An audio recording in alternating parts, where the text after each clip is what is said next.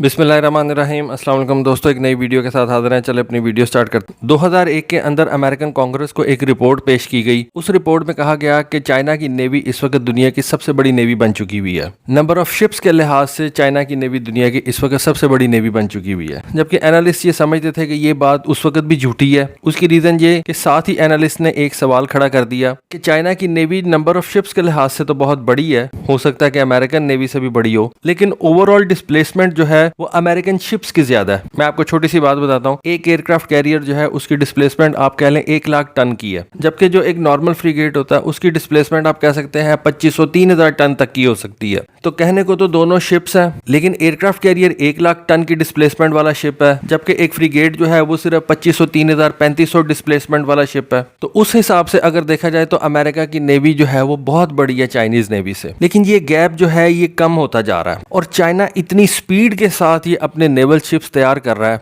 कि जिसके बारे में सारे एनालिस्ट जो है ना वो हैरान परेशान है। उसी रिपोर्ट के अंदर जो अमेरिकन कांग्रेस के सामने रखी गई थी उसमें कहा गया था कि अगर अमेरिका और चाइना की जंग हो जाती है तो जैसा कि आपको पता है कि जंग के अंदर आपके एसेट्स जो होते हैं उनको नुकसान पहुंचता है। जरूरी नहीं है कि आपका एक शिप जो है वो पूरे तरीके से तबाह हो जाए, हो सकता है उसका कुछ हिस्सा जो है वो डैमेज हो जाए और ओवरऑल शिप जो है वो वैसे महफूज रहे, लेकिन कुछ हिस्सा डैमेज होने की वजह से वो जहाज जो है वो जंग के अंदर कारआमद ना रहे। तो फिर ऐसे जहाज को जंग से निकाल के आप उसको पहले रिपेयर करेंगे, फिर उसको वापस जंग के अंदर भेज देंगे। तो अमेरिकन एनालिस्ट का कहना यह था कि चाइना की जो रिपेयर करने की जो कैपेसिटी है, जो कैपेबिलिटी है, वो अमेरिका से कहीं ज्यादा है और ये चीज उसको जंग के अंदर अमेरिका के खिलाफ जो है ना वो डिसाइसिव एज दे सकती है। आसान अल्फाज के अंदर आपको ये एक मिसाल से समझाऊं, अगर चाइना और अमेरिका की जंग लगती है और जंग के अंदर दोनों नेवीज का एक एक शिप जो है वो डैमेज हो जाता है, पूरी तरह से तबाह नहीं होता, डैमेज हो जाता है, तो चाइना को उस शिप को रिपेयर करने और वापस जंग में भेजने में कम टाइम लगेगा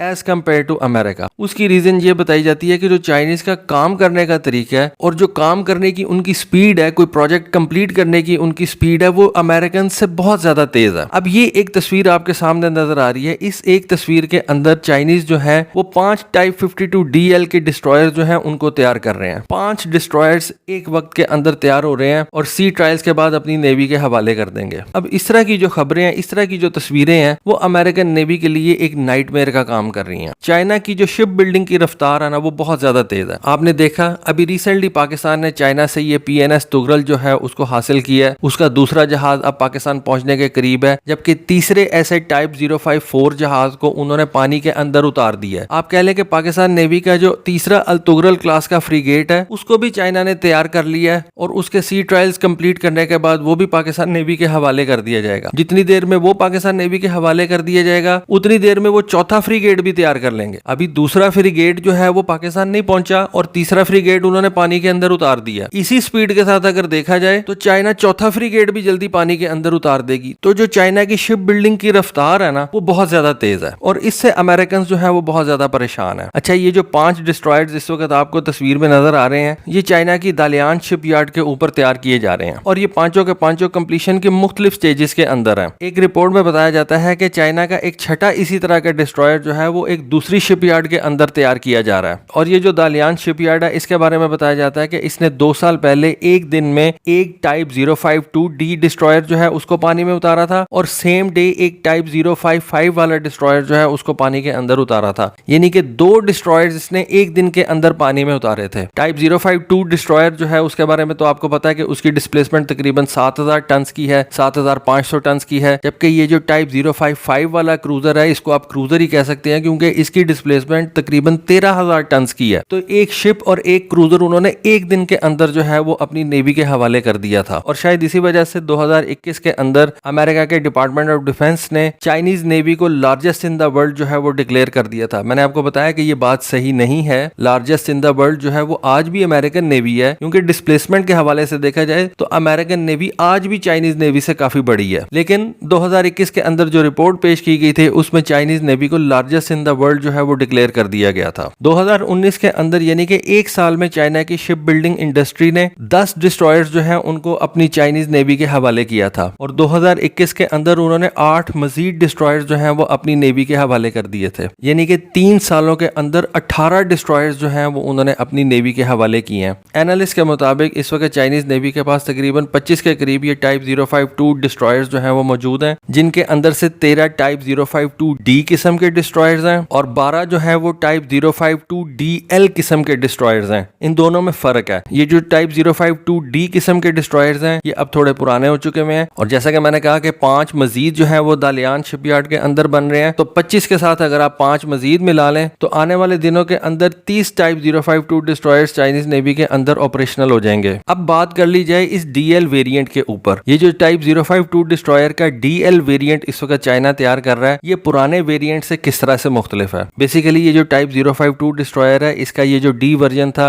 ये इसके पहले वर्जन से ज्यादा एडवांस था और ये चाइना का latest generation of guided missile destroyer जो है वो समझा जाता है। और इससे पहले जो टाइप 052 डिस्ट्रॉयर का वेरिएंट था उसको C वेरिएंट बोला जाता था। दोनों का हल जो है वो तकरीबन सेम ही है, लेकिन ये जो D वेरिएंट तैयार किया था चाइना ने टाइप 052 डिस्ट्रॉयर का, इसके डिजाइन के अंदर चाइना ने थोड़ी सी चेंजेस की थी। इसके सेंसर्स को इम्प्रूव किया था और इसके वेपन्स जो है उनको भी चाइना ने इम्प्रूव किया था। टाइप 052 डिस्ट्रॉयर के D वेरिएंट को चाइना का एजिस डिस्ट्रॉयर जो है वो माना जाता है। Equivalent to America's Aegis destroyer जो है वो माना जाता है। अब ये जो एजिस डिस्ट्रॉयर है, एजिस बेसिकली एक सिस्टम है जो कि अमेरिका अपने आर्लेबर्ग क्लास के डिस्ट्रॉयर्स के अंदर लगाता है और एजिस सिस्टम का ताल्लुक जो है वो basically surface to air missiles के हवाले से है, ओवरऑल हाई एल्टीट्यूड के ऊपर उड़ने वाले जहाजों के हवाले से है और सेम चीज जो है वो चाइना के इस डिस्ट्रॉयर के हवाले से भी मानी जाती है। चाइना इस डिस्ट्रॉयर को अपनी 2 शिपयार्ड्स के ऊपर तैयार कर रहा है। टाइप 052 डिस्ट्रॉयर का D वेरिएंट जो है वो सबसे पहले मार्च 2014 के अंदर चाइनीज नेवी के हवाले किया गया था। इसकी डिस्प्लेसमेंट जैसा कि मैंने आपको बताया कि तकरीबन 7500 टन की है। ये जहाज तकरीबन 157 मीटर लंबा है। इसकी बीम जो है वो तकरीबन 17 मीटर की है और इसके अंदर तकरीबन 280 सेलर्स जो है वो अकोमोडेट किए जा सकते हैं। ये जो टाइप 052D वेरिएंट है इसको हाई सीज के लिए जो है वो डिजाइन किया गया है ताकि ये लंबे अरसे तक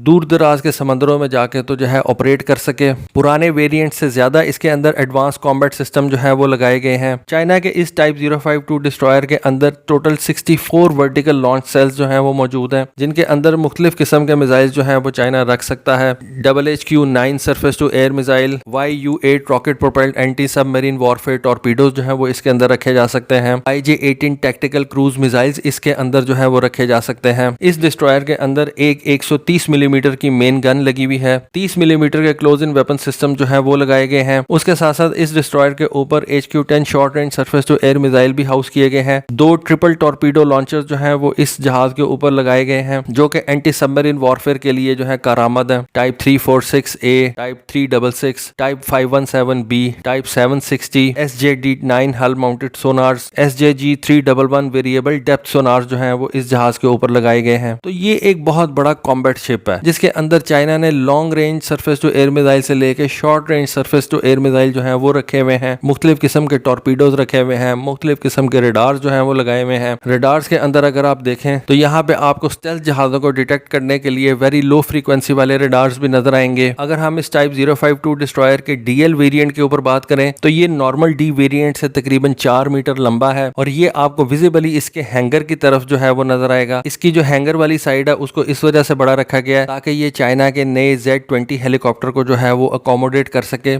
Z-20 हेलीकॉप्टर चाइना का कोई नया नहीं है, लेकिन Z-20 हेलीकॉप्टर जो है वो पुराने D वेरिएंट वाले टाइप 052 डिस्ट्रॉयर के ऊपर नहीं अच्छी तरह से अकोमोडेट किया जा सकता था। इस वजह से ये जो DL वेरिएंट है इसको 4 मीटर जो है वो लंबा रखा गया और इसके हैंगर को बड़ा बनाया गया ताकि ये Z-20 हेलीकॉप्टर जो है वो भी इस बहरी जहाज के ऊपर जो है वो अकोमोडेट किया जा सके। टाइप 052 डिस्ट्रॉयर के DL वेरिएंट की जो डिस्प्लेसमेंट है वो तकरीबन 7700 टन की है और इसकी लेंथ 162 मीटर है। इसकी बीम 17.2 मीटर है और इसके अंदर भी तकरीबन 280 सेलर्स जो हैं उनको अकोमोडेट किया जा सकता है। तो दोस्तों ये थी इंफॉर्मेशन, ये थी वीडियो चाइना के टाइप 052 डिस्ट्रॉयर के ऊपर, उसके नए DL वेरिएंट के ऊपर जिसको इस वक्त चाइना तैयार कर रहा है और बड़े नंबर के अंदर तैयार कर रहा है और बहुत तेजी से तैयार कर रहा है। और पॉसिबिलिटी ये है कि पाकिस्तान नेवी जो इसके बाद अब कोई जहाज परचेज करेगी वो ये डिस्ट्रॉयर्स ही होंगे, वो ये हैवी डिस्प्लेसमेंट वाले डिस्ट्रॉयर्स होंगे और ज्यादा उम्मीद यही की जा रही है कि पाकिस्तान नेवी ये टाइप 052 डिस्ट्रॉयर के DL वेरिएंट को ही ही परचेज करेगी। तो दोस्तों ये थी आज की वीडियो, ये थी आज की इन्फॉर्मेशन। होपफुली आपको आज की वीडियो, आज की इन्फॉर्मेशन पसंद आई होगी। कमेंट सेक्शन में अपनी राय से जरूर आगाह कीजिएगा। आज के लिए बस इतना ही। Thank you. Allah Hafiz.